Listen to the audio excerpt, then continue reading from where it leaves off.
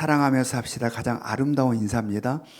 조금 얼굴을 밝게 빵긋빵긋 웃으면서 다시 한번 힘차게 사랑하며 삽시다. 시작.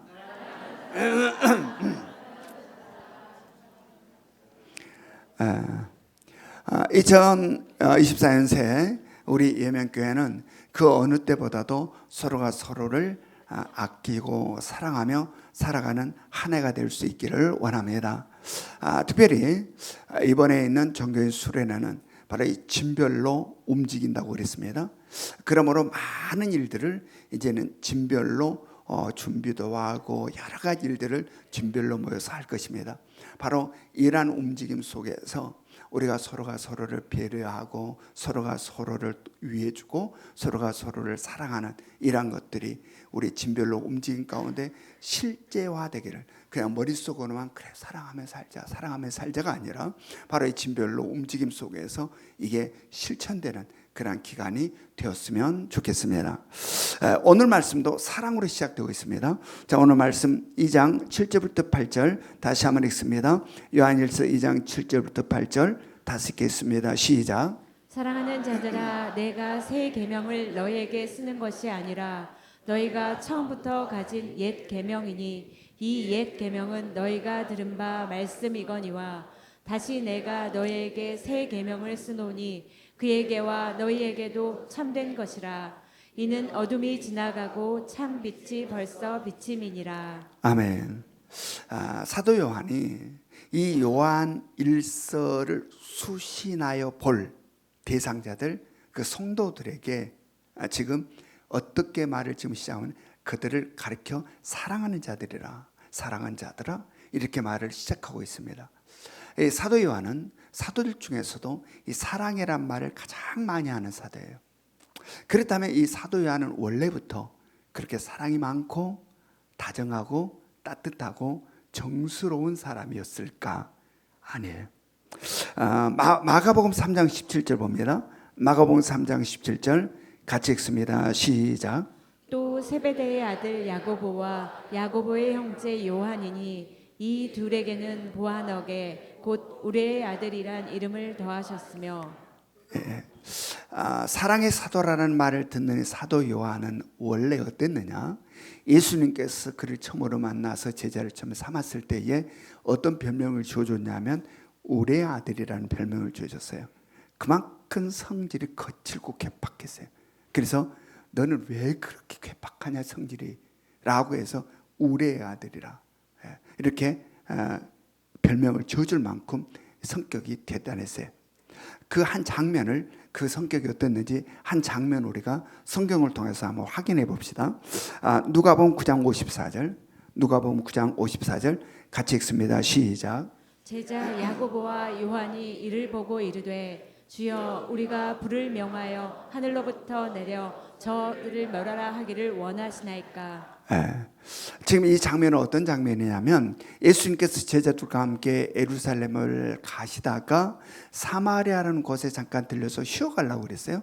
그래서 사마리아로 들어갔는데 사마리아 사람들이 예수님의 일행을 보고 이 예수님의 일행 유대인이라는 이유로 그들을 그 마을에 들어오는 것을 거부했어요. 받아주지 않은 겁니다. 그러니까 화가 난, 이 거절을 당한 이 야고보와 요한이 화가 나가지고 예수님께 지금 한 말이에요. 선생님, 저것들 하늘에서 불이 내려오게 해서 그냥 태워 죽여버립시다. 이렇게 한 거예요. 그만큼 성격이. 그러니까 화가 나니까 주님, 하늘에서 불을 내려서 저것들 그냥 싹 태워서 죽여버립시다. 라는 말을 한 거예요.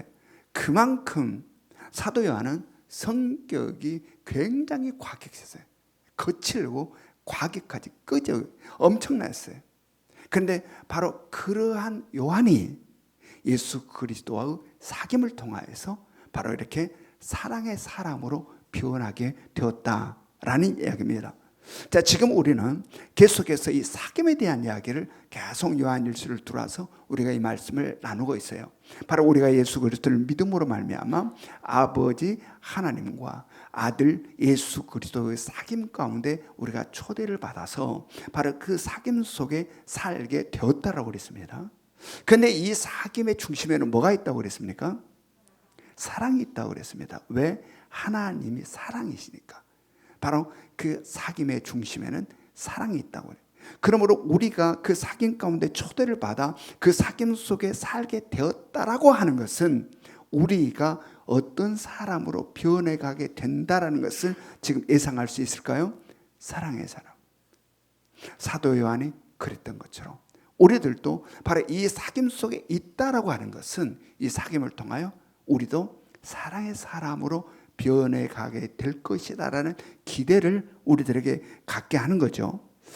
그러므로 우리들의 삶에 있어서 바로 이러한 변화가 있기를 원합니다. 아멘. 지금 여러분의 모습은 어떻습니까? 자, 우리가 이미 이 사귐 속에 들어와 있죠. 예수 그리스도를 믿음으로 지금 이 사귐 속에 들어와 있어요. 그리고 본질이 사랑인 이 사귐이니까 우리는 사랑의 사람으로 변해가고 있어야 된다. 여러분 점검해 보시기 바랍니다.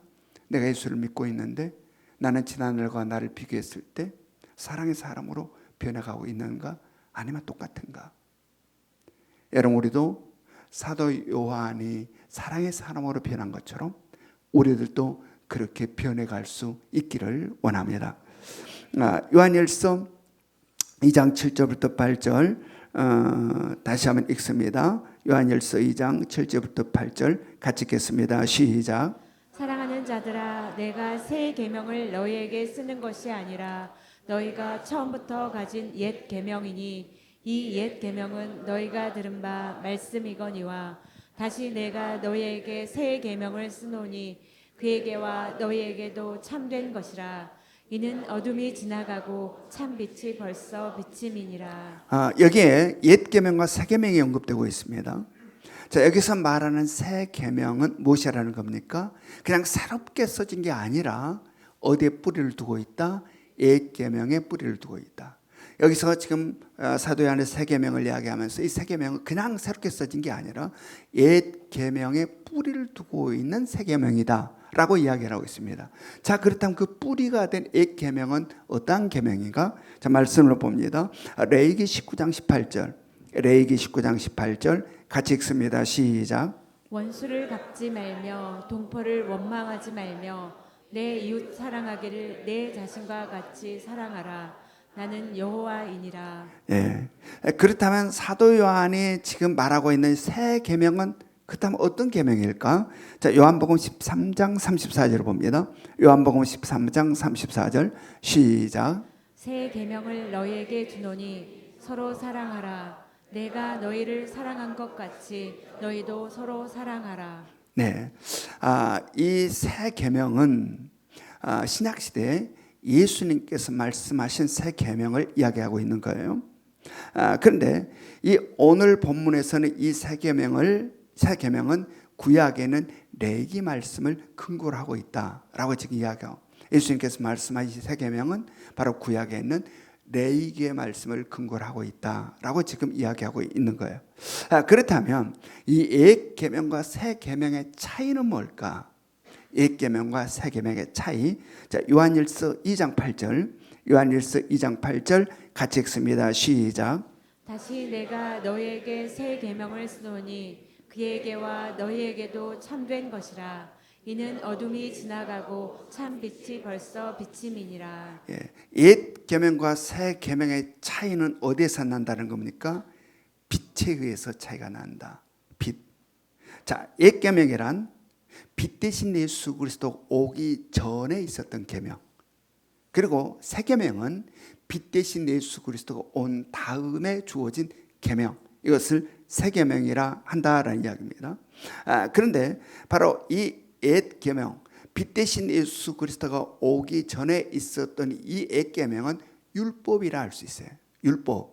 근데 이 율법은 우리가 애쓰고 힘쓰고 노력하면 온전히 지켜지는 것입니까? 아니면 못 지키는 겁니까? 율법. 우리가 노력하고 애쓰면 율법을 온전히 다 지켜낼 수 있습니까? 없습니까? 없죠. 율법이라는 것은 우리가 아무리 애쓰고 몸부림쳐도 지킬 수 없다. 온전히 그 율법을 지킬 수 없어. 우리는 절망하고 낭망케 된다라는 이야기입니다. 그 율법 그대로를 아무리 노력해도 못 지킨다. 그래서 우리가 겪게 되는 것은 절망이다. 안 되는구나. 아무리 했어도 안 되는구나. 라는 이 절망과 낭망이 율법을 통하여서 우리가 겪게 되는 것이다. 그런데 예수 그리스도께서 오심으로 어떠하다라고 성경이 이야기하고 있습니까? 자, 마태복음 5장 17절. 마태복음 5장 17절 같이 읽습니다. 시작. 내가 율법이나 선지자를 폐하러 온 줄로 생각하지 말라. 폐하러 온 것이 아니요 완전하게 하려 함이라. 예. 또 로마서 10장 4절 말씀 봅니다. 로마서 10장 4절 같이 읽습니다. 시작. 그리스도는 모든 믿는 자에게 의를 이루기 위하여 율법의 마침이 되시니라. 예. 우리는 율법에서 요구하는 의를 이루기 위하여 아무리 몸부림치고 있어도 율법에서 요구하는 의를 온전히 이룰 수 없어서 우리는 율법 아래서는 모두가 죄인일 수밖에 없다. 그래서 아무리 의롭게 살려고 노력해도 율법으로 인하여서 내가 죄인일 수밖에 없는 그러한 절망, 낭망이 우리 가운데 있다라는 이야기입니다. 그런데 예수 그리스도는 오셔서 바로 이 의를 온전히 이루심으로 말미암아 율법의 마침이 되셨다. 아멘. 네. 예수 그리스도는 이 땅에 오셔서 바로 온전한 의를 이루심으로 율법의 마침이 되셨다. 그러므로 우리는 바로 온전한 의를 이루어 율법의 마침이 되신 그 예수 그리스도를 믿음으로 그 예수 그리스도 하나가 됨으로 우리 역시 죄에서 벗어나는 은혜의 자리에 있게 된다. 아멘. 그래서 로마서에서는 뭐라고 이야기합니까? 로마서의 말씀 봅니다. 로마서 6장 14절 말씀. 로마서 6장 14절 같이 읽습니다. 시작. 죄가 너희를 주장하지 못하리니 이는 너희가 법 아래에 있지 아니하고 은혜 아래에 있음이라. 예. 여기서 법이라고 하는 것은 율법을 이야기해요. 율법, 법이란 율법인데 너희가 율법 아래 있지 아니하고 은혜 아래 있다라고 지금 이야기하는 거예요. 자, 이거는 무슨 지금 우리가 예수 그리스도를 믿음으로 이제 우리는 율법 아래 있지 아니하고 어디 아래 있다? 은혜 아래 있다. 아멘. 이게 놀라운 은혜인 거예요. 우리 스스로는 이룰 수 없는 거. 율법이 요구하는 의를 우리 스스로는 아무리 몸부림처럼 이루어낼 수 없는데 예수 그리스도께서 그것을 온전히 이루심으로 그 예수 그리스도를 믿어 예수 그리스도가 하나가 되니 예수 그리스도가 이루신 것이 우리의 것이 되어서 이제는 우리는 율법 아래 있는 자가 아니라 은혜 아래 있는 자가 되었다. 믿으시기 바랍니다. 자, 앞서 우리는 옛 계명과 새 계명을 보았습니다. 자, 옛 계명은 어떠했습니까? 내 이웃을 사랑하기를 어떻게 사랑하라? 내 자신같이 사랑하라. 내 이웃 사랑하기를 내 자신같이 사랑하라. 이게 옛 계명이었어요. 자, 새 계명은 어떤 것이었어요? 내가 너희를 사랑한 것 같이 너희도 서로 사랑하라. 이게 옛 계명과 새 계명이었어요. 자, 이 둘 중에 어떤 계명이 더 지키기가 어려울 것 같아요? 내 이웃을 내 몸처럼 사랑하는 것과 내 이웃을 주님이 나를 사랑하는 것처럼 사랑하는 거, 어떤 게 어려울 것 같아요? 두 개 다 어렵죠. 두 개 다 어려우나 새 계명이 더 어려워요. 주님이 우리를 사랑한 것처럼 내가 이웃을 사랑한다? 불가능한 거예요. 주님이 우리를 향한 사랑, 어떠한 사랑인지 너무 잘 알잖아요. 그렇게 내가 이웃을 사랑한다? 불가능한 것 같아요. 그러나 우리는 이 엄청난 계명, 이 새 계명 어떻게 가능하냐? 바로 그 예수 그리스도가 내 속에 오셔서 내 주인이 되었을 때에 우리는 그 계명이 가능케 됨을 믿으시기 바랍니다. 아멘. 네. 바로 주님이 주인 되심, 주님의 주인 되심, 이것은 우리가 예수 그리스도를 믿는 믿음의 본질이에요. 예수 그리스도가 우리의 주인이 되신다는 거, 이 주님의 주인 되심은 예수 그리스도를 믿는 믿음의 본질이다라는 이야기입니다. 왜 그렇습니까? 바로 우리가 예수 그리스도를 믿는다라고 하는 것은 내가 주인된 옛사람인 내가 예수 그리스도와 함께 십자가에서 죽고 다시 예수 그리스도와 함께 내가 주인이 아닌 주님이 주인된 새 피조물, 새 사람으로 태어났기 때문이다. 아멘. 그게 예수 그리스도를 믿는 거예요. 예수 그리스도를 믿는다라는 게 바로 그것을 향해 내가 주인된 옛사람은 예수 그리스도와 십자가에서 죽고 다시 예수 그리스도와 함께 내가 주인이 아닌 주님이 주인된 자로 태어나는 것, 새로운 피조물로 태어나는 것, 새 사람으로 태어나는 것이 예수 그리스도를 믿는다라고 하는 믿음이다라는 이야기입니다. 그러므로 주님의 주인 되심은 우리의 믿음의 본질이 된다. 여러분, 이것은 전적인 하나님의 은혜로 우리 가운데 주어진 최고의 복임을 깨달으시기 바랍니다. 아멘. 이게 어떻게 가능해요? 이게 하나님의 역사 속에 가능한 거예요. 하나님. 그래서 이것은 하나님의 은혜로 우리에게 주어진 전적인 복이에요.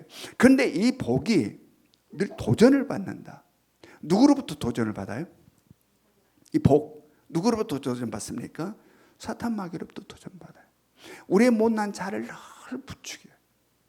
우리의 못난 자를 늘 부추겨서 우리를 주인된 자리에 앉히려는 이 도전, 이게 우리들의 삶 가운데 그냥 늘 있는 도전이에요. 우리를 부추겨. 네가 주인이지. 네 맘대로 네가 하지. 너 지금 이 형편을 할 수 있겠냐? 못한다고 그래. 늘 우리들의 삶, 우리의 못난 자를 부추겨서 우리를 주인된 자리에 앉히려는 이 도전이 있다. 그러므로 우리들의 일상의 삶에서 내가 주인으로 사느냐, 주님이 주인으로 사느냐로 갈리게 되는 거예요.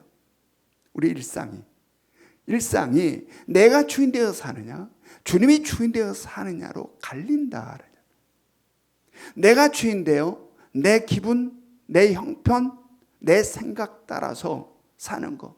그래서 아무리 주님의 뜻 같아도 나 그거 못해요. 지금 상황이 보세요. 지금 내가 얼마나 바쁜데, 내가 얼마나 피곤한데, 주님의 뜻이라 할 때 못한다니까 못해요 라고 하는 삶이 있고, 힘들고 어렵고 내 형편으로 안 될 것 같으나 주님의 뜻이기에 내 생각 꺾고 내 모든 것 내려놓고 아멘 하며 순종하며 살아가는 주님이 주인된 삶으로 나누인다. 우리들의 일상은. 여러분의 삶은 어떠하십니까? 여러분의 삶은 이쪽의 삶을 살고 있습니까? 이쪽의 삶을 살고 있습니까? 내가 주인 되어 살아가고 있는 삶이 내 일상입니까? 아니면 주님이 주인 되어 살아가고 있는 삶이 나의 일상입니까? 점검해 보시기 바랍니다. 성경은 오늘 말씀을 통하여 다시 한번 우리들에게 새 계명을 명하고 있습니다. 내가 너희를 사랑한 것처럼 너희도 서로 사랑하라. 나로는 못한다. 이기적이고 나밖에 모르는 이 못난 나로는 그렇게 못 산다. 그렇게 못 산다. 그러나 내가 죽고 주님의 살 때, 내가 주인된 자리에서 내려오고 주님이 주인된 자리에 계실 때, 주님이 주인으로 나를 통치하시고 다스릴 때 우리는 이 삶을 살아낼 수 있다라는 이야기입니다. 여러분, 우리 모두 못난 내가 주인 되어 힘겹게 살아가는 인생이 아니라 우리 주님이 주인 되어 멋지고 아름다운 인생을 살아갈 수 있기를 원합니다. 여기에서 이 새라는, 이 새로움이라는 뜻의 새가 등장합니다. 이 단어는 헬라어에서 두 개의 단어로 나뉩니다. 똑같은 이 새로움, 이 뜻을 갖는 새인데 두 개의 단어가 있어요. 하나는 네오스, 하나는 카이노스라는 단어가 있어요. 이 네오스는 시간적 새 것을 이야기하죠. 최근을 이야기하는 거죠. 네오스는 시간적인 새로움이에요. 그래서 최근, 이것을 이 네오스에 써서 새라고 표현돼요. 그 다음에 카이노스는 이 본질의 이 질적인 이 새로움을 이야기해요. 낡은 것이 완전히 새롭게 되는 거. 그래서 차원이 또한 질이 완전히 다른 새로움을 가리킬 때에 카이노스라 이렇게 이야기해요. 자, 예수 그리스도로 인한 이 새로움이라는 것은 모두가 카이노스다. 모두가 카이노스. 자, 새로운 피조물, 새 사람, 새 하늘과 새 땅, 거룩한 성 새 예루살렘, 그리고 오늘 말씀에서 언급되고 있는 새 계명, 다 이 새는 무슨 단어? 카이노스. 카이노스 단어가 사용되고 있어요. 즉 다시 말해 이 모든 것은 다 예수 그리스도로부터 나온 것들이다.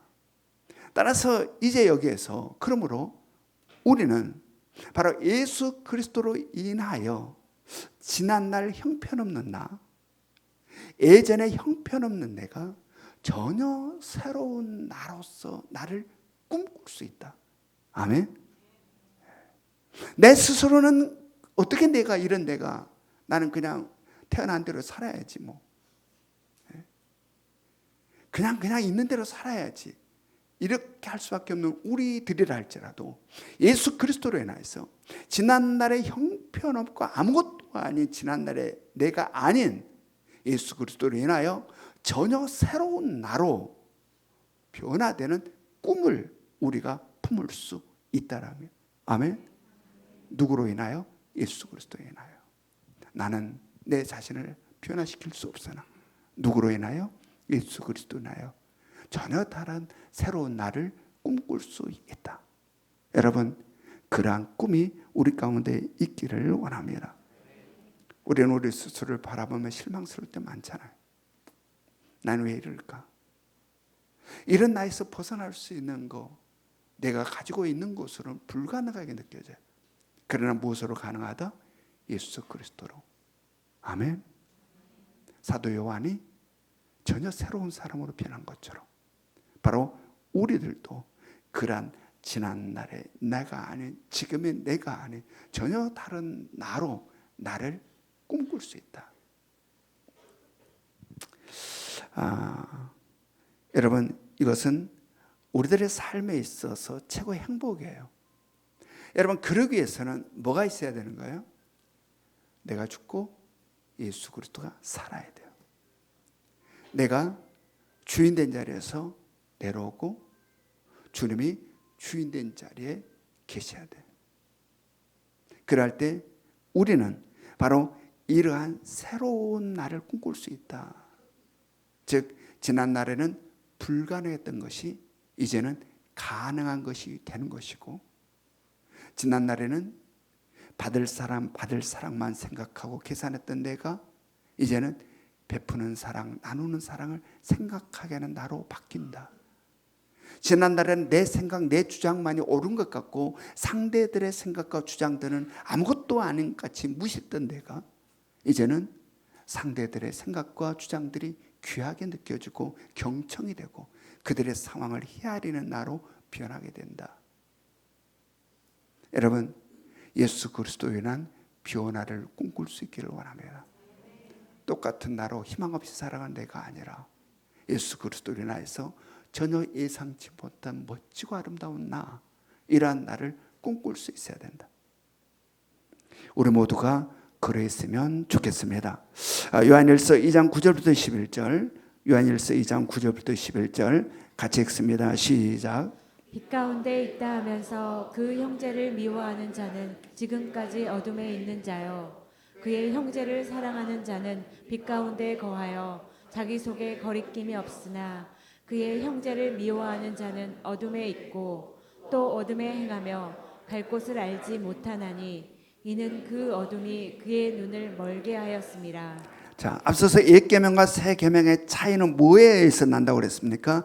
빛에 의해서 난다고 그랬습니다. 즉 다시 말해서 빛으로 오신 예수 그리스도에 의하여 차이가 난다라는 이야기입니다. 바로 예수 그리스도께서 빛으로 오기 전 이 세상 어둠의 땅이었다. 그런데 어둠의 땅인 이 세상에 예수님께서 빛으로 오셔서 어둠 가운데 있는 우리들을 빛 가운데로 옮기셨다는 이야기입니다. 따라서 바로 예수 그리스도께서 어둠에서 우리를 빛으로 옮기심으로 우리가 빛 가운데 있는 자가 되었다. 그러므로 예수 그리스도를 믿는다라고 하는 것은 빛 가운데 있음을 의미한다. 아멘. 그런데 오늘 말씀에 이 빛 가운데 있는 자들에게 주어진 계명, 무슨 계명이 주어졌다고 그랬습니까? 새 계명을 주었다. 새 계명. 내가 너희를 사랑한 것처럼 너희도 서로 사랑하라 라는 이 계명이 우리들에게 빛 가운데 있는 우리들에게 주어졌다라는 이야기입니다. 그런데 오늘 본문에서는 어떤 말씀을 했습니까? 빛 가운데 있다 하면서 그 형제를 미워하는 자는 지금까지 어둠에 있는 자라, 이렇게 말씀하고 있어요. 자, 빛 가운데 있다고 하면서, 예수를 믿는다고 하면서 형제를 미워하고 있다면 그는 지금까지 어디에 있는 자라?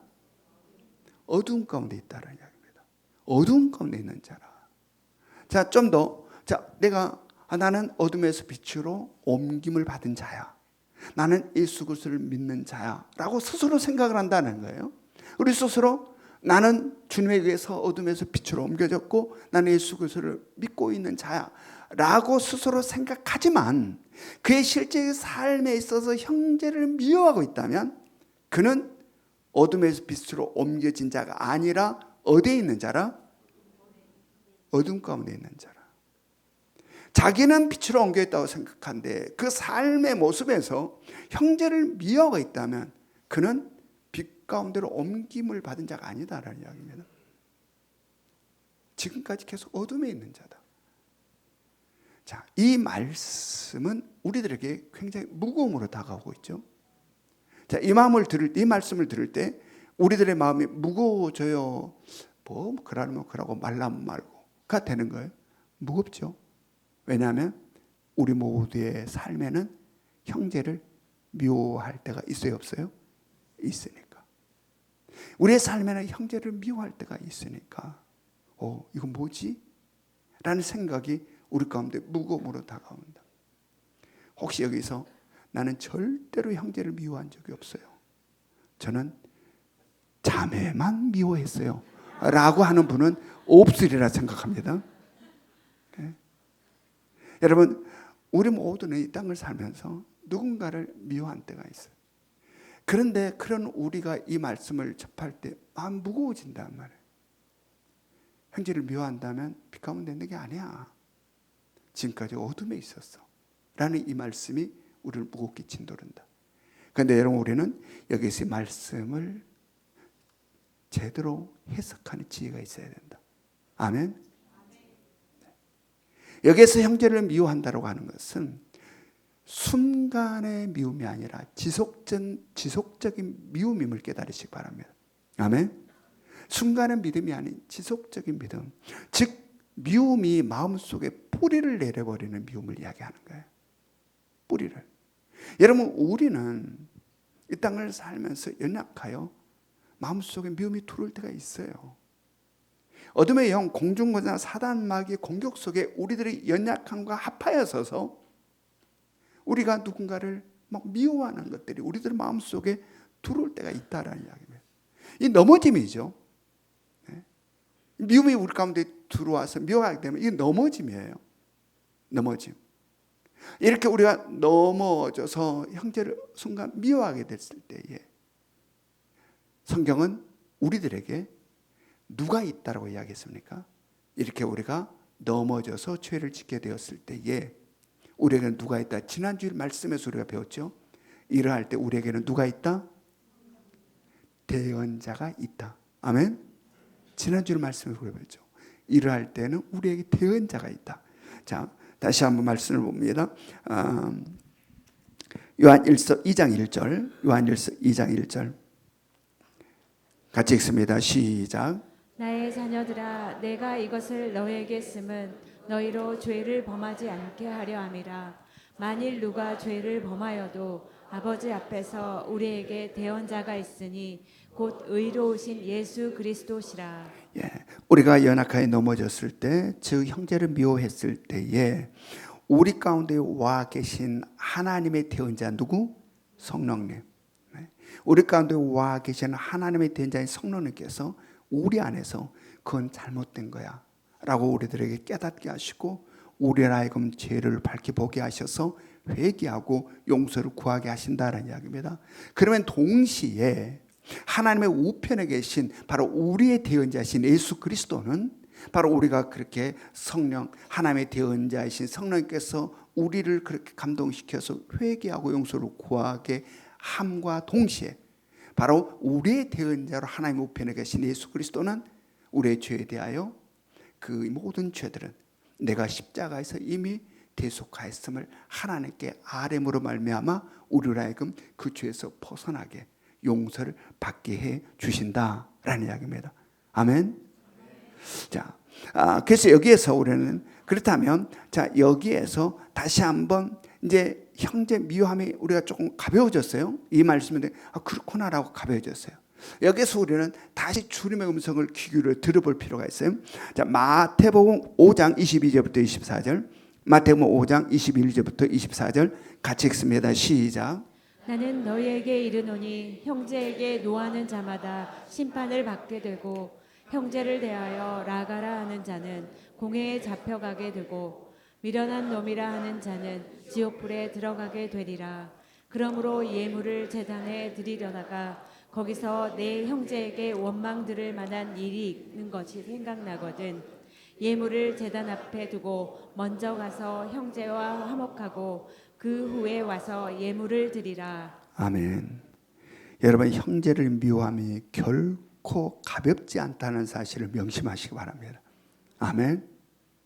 이 미워함이 결코 가볍지 않다. 그러므로 우리는 형제를 미워하는 마음, 누군가를 미워하는 마음이 우리가 들어오면 그거 방치하면 안 돼요. 그것이 마음속에서 뿌리 내리도록 그냥 두면 안 된다라는 이야기입니다.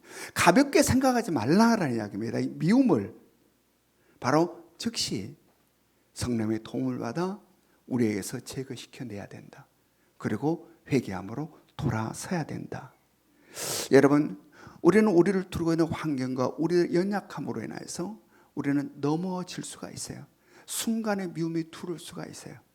그러나 그 미움이 들어왔을 때에 우리는 그냥 아무것도 아닌 것처럼 취급하지 말고 얼마나 이것이 가볍지 않다는 걸 기억하여서 하나님의 도움으로 우리 앞에 외쳐야 된다. 회개하고 돌아서야 된다. 여러분, 이러한 미움이 싹 들어오면 우리들의 마음이 어떻습니까? 자, 형제를 향한 미움이 우리 가운데 쑥 들어오면 우리의 마음은 어때요? 평안해요? 괴로워요?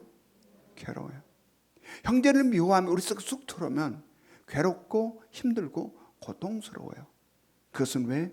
우리 안에 계신 성령님의 일하심에 이건 아니야, 잘못된 거야 라고 성령께서 우리 안에서 역사하심의 증거다라는 이야기입니다. 그러므로 우리는 바로 이러함이 나타났을 때 곧바로 하나님의 대언자이신 성령님께서 우리를 이 어둡고 칙칙함에서 구하시려고 우리에게 지금 역사하고 계시는구나 라고 영적인 세계에서 빨리 터치하고 이해를 하시고 엎드려 십자가 앞에 무릎 꿇음으로 말미암아 회개하고 돌아서는 은혜가 있기를 원합니다. 요한일서 2장 10절부터 11절, 요한일서 2장 10절부터 10절 같이 읽습니다. 시작. 그의 형제를 사랑하는 자는 빛 가운데 거하여 자기 속에 거리낌이 없으나 그의 형제를 미워하는 자는 어둠에 있고 또 어둠에 행하며 갈 곳을 알지 못하나니 이는 그 어둠에 그의 눈을 멀게 하였음이라. 자, 여기에서 말씀은 빛 가운데 있는 자와 어둠 가운데 있는 자를 지금 구분하고 있습니다. 빛 가운데 있는 자, 어둠 가운데 있는 자. 자, 빛 가운데 있는 자는 어떻다는 겁니까? 마음에 꺼리낌이 없다. 빛 가운데 있는 자, 마음에 꺼리낌이 없어서 그는 늘 자유함이 있고 평화로움이 있고 평안의 삶을 살게 된다. 그러나 어둠 가운데 있는 자는 어떠하다는 거예요?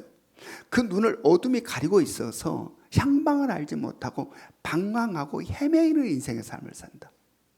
그리고 여러 가지 고통과 힘겨움 속에서 힘겨운 인생을 살아가게 된다라는 이야기입니다. 여기에서 빛이라고 하는 것은 예수 그리스도를 의미하는 거예요. 그러므로 바로 빛 대신 예수, 밝음 가운데, 이 밝음 가운데 있다라고 하는 것은, 빛 가운데 있다라고 하는 것은 빛 대신 예수 그리스도가 주인 되어 살아감을 의미하는 거예요. 이 빛 가운데서 산다라고 하는 것은 바로 빛 대신 예수 그리스도가 주인 되어 살아감을 의미하고, 어둠 가운데 살고 있다라고 하는 것은 빛 대신 예수 그리스도가 없는 바로 내가 주인 되어 살아가는 삶을 의미한다. 아멘. 이와 같은 사실은 무엇을 통하여서 표면으로 나타나는가? 자, 이와 같은 사실이 밖으로 어떤 모습으로 나타나는가? 자, 이러함이 내면에 있는데 이러한 내면의 세계가 밖으로 어떻게 표출되고 나타나는가? 바로 형제 사랑으로 나타난다고 성경이 이야기합니다. 바로 형제를 사랑함과 미워함으로 나타나게 된다.